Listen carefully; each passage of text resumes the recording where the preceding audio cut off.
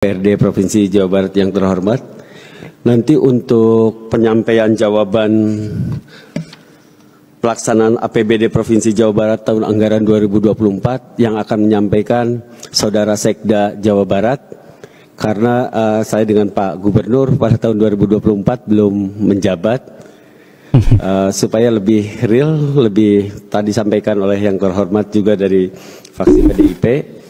Dan juga sekalian tanyakan kamana wae Sekda. Selama saya paripurna mewakili Pak Gubernur, belum pernah Saudara Sekda hadir. Dan sekarang pun di kantor nggak pernah ada. Coba tanyakan sama yang terhormat anggota DPRD. Ya, terima kasih.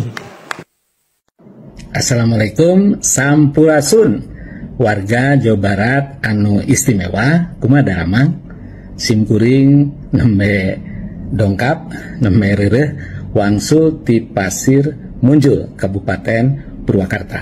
Ditugaskeun ku Pak Gubernur Bapak aing Kang Deddy Mulyadi ngadampingi kunjungan kerja Pak Menko PMK ya kangge ningal pasca bencana pergeseran tanah di Pasir Munjul.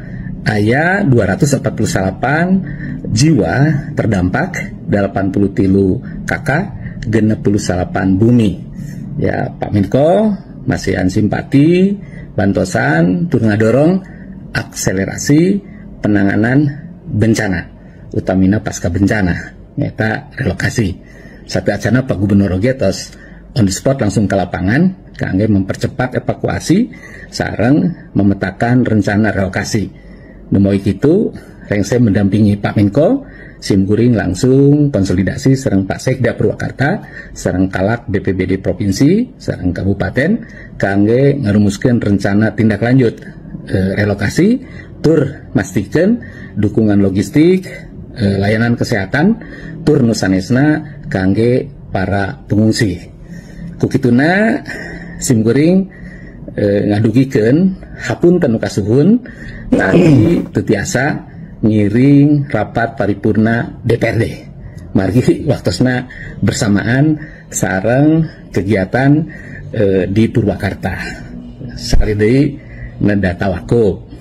Nah, patari sareng kinerja simkuring insyaallah warganet biasa cek, recek, rekam jejak simkuring. Sanaos ari saya mah pimanaeun saur urang lembur teh mah, tapi simkuring totalitas kangge ngawangun Jawa Barat sakumaha tugas dan fungsi Sekda dibantos ku wargi-wargi ASN tangtos dina arahan Pak Gubernur sareng Pak Wakil Gubernur.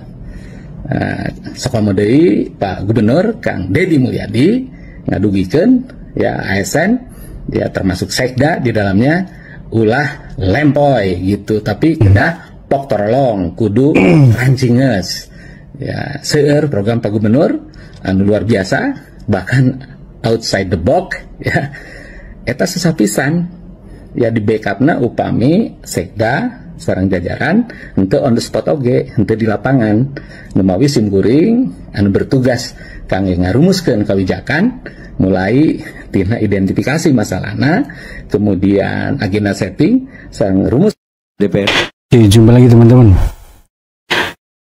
Polemik yang sepertinya sedang terjadi antara Wakil Gubernur Jawa Barat dengan Pak Sekda itu menjadi bahasan yang hangat di kalangan netizen teman-teman. Dan ternyata hal ini langsung ditanggapi oleh Kang Deddy Mulyadi sendiri. Tujuannya apa? Agar tidak menjadi polemik yang melebar kemana-mana teman. Karena antara Wakil Gubernur dengan Sekda memiliki hubungan yang secara administratif itu sama halnya relasi antara Sekda dengan Gubernur teman-teman. Oleh Pak Gubernur teman-teman, bahwa memang Sekda Jawa Barat bukan hanya mengurusi masalah administratif. wakil gubernur adalah pembantu gubernur. Demikian juga dengan sekda, yang memang tupoksinya adalah mengurusi hal-hal yang berkaitan dengan administrasi. Nah, ketika sekda mendapat tugas khusus dari gubernur, ya memang tidak bisa ditolak, karena memang gubernur adalah secara administratif posisinya adalah pimpinan dari sekretaris daerah, pimpinan dari wakil gubernur juga. Mudah-mudahan tidak melebar kemana-mana, teman, karena apa yang disampaikan Pak Erwan Setiawan itu di dalam forum resmi rapat paripurna DPRD Jawa Barat, teman-teman. Jangan sampai melebar ke arah politis.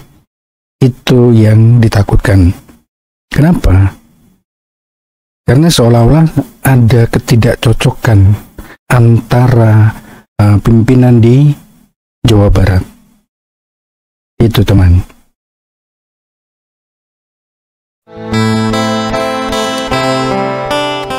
Ada surat peringatan nggak sih? Ada surat peringatan, cuman kan saya diberi waktu kan 2-3 hari. Maksudnya mau bongkar material dulu yang bisa kepake. Ini kan dia hancurin sekaligus. Oh, cuma sekali peringatannya? Ya, iya, sekali doang. Mepet banget berarti ya? Mepet banget, kemarin kan suratnya bang dibongkar. Oh, udah berapa lama sih Pak di sini, Pak? Nah, udah lama saya di sini. Di sini udah hampir 5 tahun. Ini apa, Pak? Bahkan ini tanah, makanya saya bangun warung di sini. Ini tanah warisan kong saya, Kong Haji Nursan, Bupati pertama Bekasi. Kalau mau tahu tuh makamnya. Kalau mau tahu makanya saya berani membangun warung di sini. Gitu. Yang buat warung buat tahu, Pak? Udah berwarung dulu, berusaha. Nggak buat apa-apa lagi. Tempat tinggal juga. Enggak, tempat tinggal ada rumah saya. Berarti dengan Pak Haji Nursan itu Bapak apa? Cucu apa? Cucu, generasi ketiga. Cucu pejuang berarti ya? Iya. Nah, sekarang mau ribut cerita. Ini gimana nih, Pak? Buat ini, Pak? Ya ini kata pemerintah mau diganti-ganti, syukur ya. Enggak, ya udah nggak jadi masalah, gitu aja. Saya ikhlasin. Paling Deddy Mulyadi 1 periode. Kenapa? Kemarin milih dari Mulyadi, Bapak? Milih Mulyadi, orang sini banyak milih Deddy Mulyadi. Ini curahan hati dari cucu seorang mantan bupati, teman-teman. Ya inilah, beliau juga bagian dari masyarakat biasa. Itu pernyataan sebelum bertemu dengan Kang Deddy Mulyadi. Dan ini, teman. Ya Pak, gimana Pak? Gimana? Ya terserah Bapak lah, saya mah. Lah iya, kalau bangunnya di bantaran sungai ya dibongkar. Kalau saya mah minta tenggang waktu Pak. Oh gimana? Bapak rumahnya mana? Ini bangunan yang 3. Tiga. Saya mau Bangunnya tiga-tiganya. bekas gudang, bekas warung lama dulu kan saya jaga keamanan warung ini. Keamanan warung Terus? ini. Saya bangun. Bangunlah di sini. Saya pindah kemari. Jualan apa? Ya jualan es, Kopi. gitu. Anak bawa Gak Bapak. apa-apa saya mah didoain sekali Iya. kepilih juga.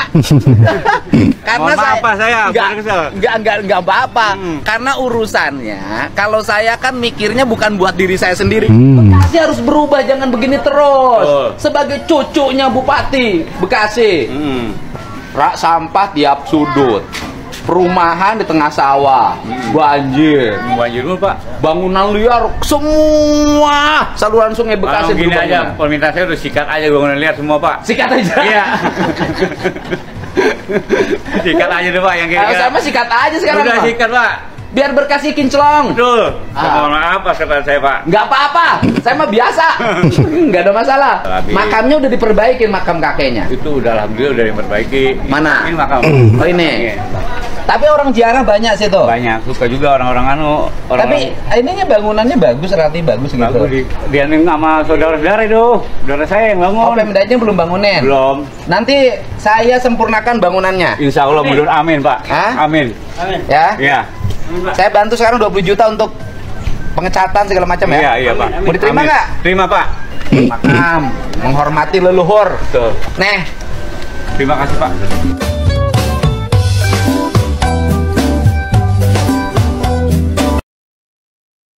Akhirnya dibantu pengecatan 20 juta. Siapa tidak mau, teman? Tapi itulah, ketika kita memiliki keluhan, apalagi masyarakat sebagai korban dari penggusuran dalam tanda kutip, teman-teman ya.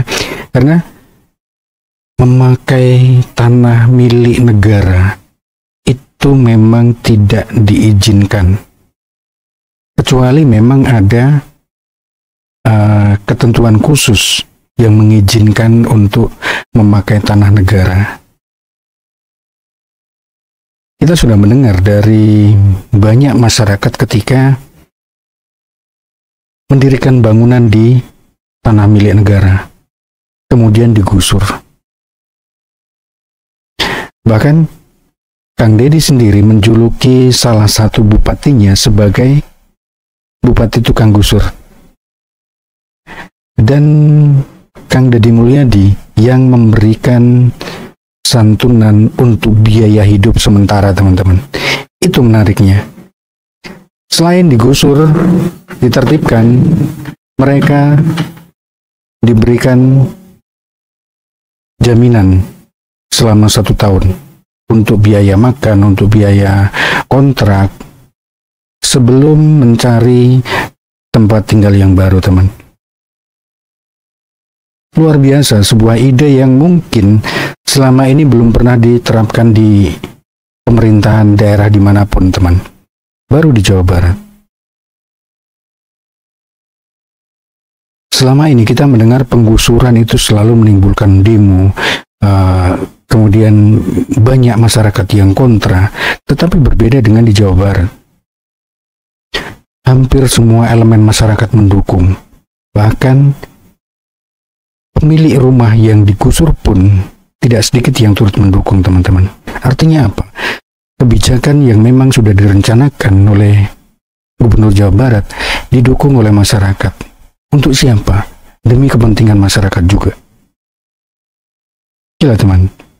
Itu yang menarik.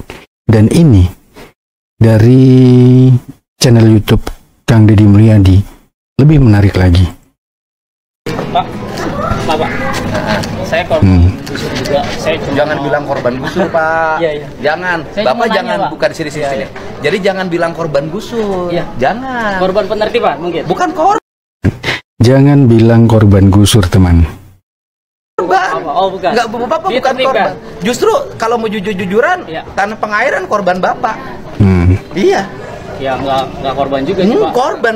Saya tanya, Iya. tanah pengairan untuk apa? Untuk pengairan. Terus kalau kemudian tanah pengairan dirubah menjadi toko, menjadi rumah, siapa yang korbannya? Jadi di sini kan aliran sungainya udah. Enggak, sini saya tunjuk Iya. dulu. Ah. Nih gini nih Bapak Iya, nih. oke, siap. Gini. Tanah orang lain. Tanah negara. Ya oke, Iya. tanah orang lain kan? Iya, siap. Bukan hak Bapak. Ah. Oleh Bapak ditinggalin. Bapak nggak bayar pajak, Bapak nggak bayar sewa. Iya. Yang korban tuh siapa? Korban yang nggak ada korban sih, Pak. Ada, tanah itu korban. Karena nggak ada yang lapor. Hah? Nggak ada Enggak korban. bisa, tanah itu korban. Kecuali ya negara. Enggak, bukan. Oke, Tanah itu korban. Kenapa Bapak mengambil yang bukan hak Bapak? biasanya kalau korban kan itu dari sisi manusia orang. Oh, enggak, tanah Ya, juga korban. oke, siap, bisa dikatakan korban. Jadi banjir? Nah, Lahan orang jadi- lain? Jadi gini ya, saya mau nanya instruksi untuk Enggak. Harus lurusin dulu. Iya. Semua orang harus menyadari hak dan kewajibannya. Siap. Nah, itu yang sulit. Ketika kita tinggal di tanah orang lain, mau di negara mau siapapun tetap orang lain, Iya, ya kan? siap. Yang bukan hak kita. Betul. Tanah pengairan ya untuk aliran air. Iya, betul. Kemudian ketika tanah pengairan untuk aliran air, airnya nggak ngalir, airnya korban nggak? Korban. Iya, jadi bukan Bapak korban pergusuran. Iya, jadi gitu Pak. Nah, oke. Bapak orang mana? Saya orang Jamur.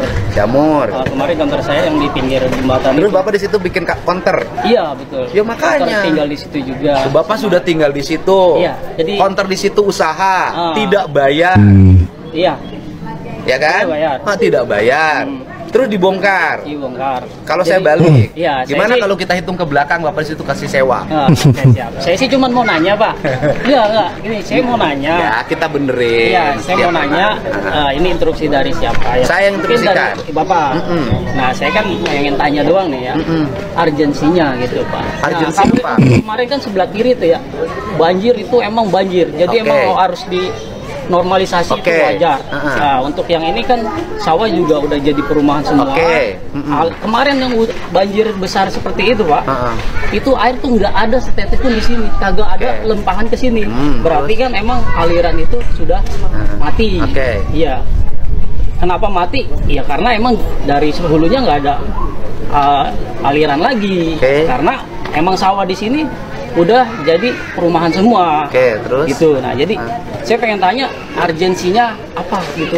Urgensi penggusuran, penertiban. Boleh tinggal di bantaran sungai yang tanah negara. Iya. Ya kan kalau ini Pak, tanah negara kan juga bisa dimanfaatkan. Kata siapa? Ya, kata undang-undang. Tanah negara yang mana yang boleh dimanfaatkan? Ya, bantaran sungai nggak boleh. Nggak boleh Pak, bantaran sungai. Iya, emang nggak boleh. Kalau teman-teman sudah melihat di channel YouTube-nya Kang Deddy Mulyadi, pasti akan bisa menilai kerangka pembicaraannya seperti apa. Memang abang yang satu ini sejak awal selain mengeluarkan unek-uneknya, tapi juga memperdebatkan apa yang sudah dilakukan oleh Kang Deddy Mulyadi. Meskipun memang jelas-jelas salah, tapi masih mencoba untuk berargumen membenarkan apa yang dilakukan. Tapi yang paling menarik teman-teman, di ujung video Kang Deddy menyampaikan, saya juga minta maaf belum bisa mensejahterakan rakyat saya. Luar biasa teman-teman. Jarang pemimpin yang berani mengakui belum bisa melakukan atau mensejahterakan rakyatnya teman-teman. Pernyataan sederhana tetapi sungguh mendalam. Itu yang dilakukan KDM. Oke teman, saya rasa cukup sampai di sini. Kurang lebihnya saya minta maaf. Salam satu Indonesia.